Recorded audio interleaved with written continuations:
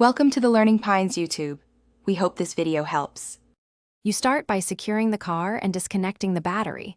This prevents electrical shorts when you pull trim near wiring. Next, remove lower splash shields and any visible fasteners with a 10 mm socket so you expose the rocker seam. Use masking tape along the paint edge to prevent scratching, then apply a heat gun briefly to soften adhesive if present. This makes clips pop without breaking. Once done, use a trim puller to begin releasing the first 2-3 clips from front to rear. You now focus on the middle section where adhesive and hidden clips lie. Start prying each clip in order, applying heat then lifting steadily so the panel separates evenly and you don't warp the metal. Use a soft wooden block behind the tool to spread force. This protects the paint and panel flange. When you encounter rivets or seam weld plugs, drill them out carefully and keep their locations noted for reinstallation. Make sure to check for trapped wiring or moisture barriers as you free the panel.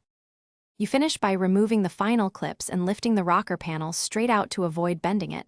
Place it on padding to prevent scratches. Clean the vehicle flange thoroughly, scraping adhesive to a smooth 1 to 2 mm profile so new adhesive or clip seat flat. Inspect underlying metal for corrosion and treat any bare spots with rust inhibitor. If reusing clips, replace any that are cracked. Troubleshooting tip: if panel won't seat, check for a missed fastener or trapped foam and correct alignment before forcing it back. Thanks for watching.